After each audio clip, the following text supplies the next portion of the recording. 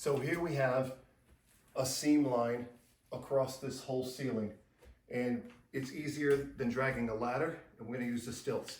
So how do you know where to set your stilts for heights? I'm gonna show you. What you do is you take your stilt, turn it upside down, put your hand in where your foot will go, and then hold the stilt right up to the ceiling. And wherever your hand is where the ceiling's gonna be. So this is a perfect bend. It's not too close, and it's not too stretched out. So this is perfect just the way they are. So when I put these stilts on, what I like to do is I like to have the toe and the heel piece already looped, okay? Both of them are looped, so I'm not chasing the clip once I get on them. Put this one nearby so you can grab it. Then what you do is when you put your foot in the first stilt, go ahead and slide your foot through those loops. Now the first strap that you tighten is your shin. If you don't tighten this one and you tighten your feet strap, if for some reason this stilt moves, it's gonna twist off and your foot's gonna be stuck to the platform. So always start with strapping your shin one first. That way the stilt can't go anywhere. Then what you do is you just snug those up, and then you do the same thing on this piece. It'll hold. Throw your foot in there. You can use a ladder, but this is just faster and easier. So before I put the toe ones in, again, first thing you do is strap that shin. Now the stilt can't go anywhere. You're pretty much locked in it. Pull on those straps. Make sure they're nice and tight. Watch out before you stand up in case there's a fan or a light. You don't want to whack your head on it. Take a peek. And there you go. So what we'll do now is we're just going to scrape this down and make sure that there's nothing loose and that there are no top screws. Okay, so this seam isn't even cracked. This is just a little bit of a bump just from over time. So what we'll do is, just for the sake of making sure that it doesn't crack down the road,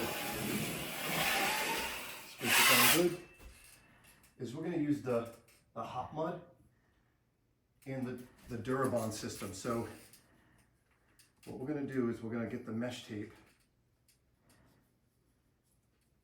I'll tell you what, finding this roll. Here, camera guy, see if you can find where it starts.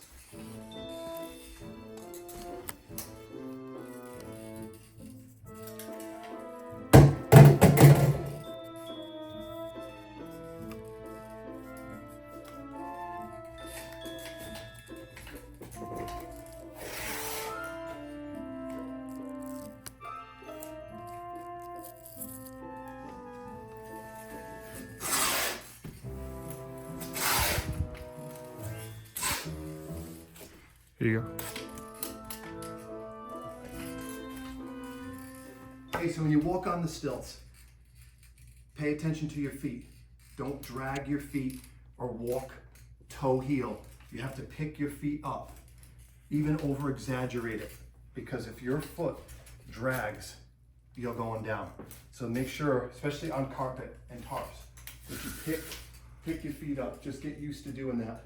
It might feel a little awkward at first, but pick those feet up so that you don't drag. All right, we're gonna get a layer of mesh tape right on here just to make sure that this doesn't crack down the road.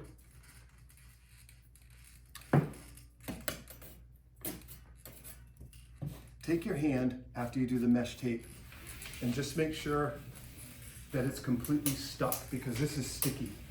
And make sure that it's stuck everywhere to the ceiling so that when you start doing the finish, it doesn't peel off on you. Okay. All right. Now before I start coating, I just want to put some plastic up over this entertainment center, because I'll tell you what, plastic is cheap, but having to clean something, wash something, or even replace something is expensive. So we use this real thin, the thin mill poly. It doesn't need to be thick. Stick the blue tape up on a molding. I never put it on the wood, just in case the tape peels off any of the finish. Always stick it on something that you're confident that it's not going to peel the finish off. So what we do is we just put the blue tape there first. Stretch your plastic out. And all you're going to do is just stick it to half of the tape.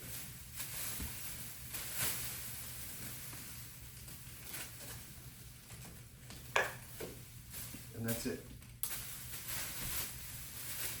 And we'll pull this all the way down to the floor. And look at that. Completely covered and protected.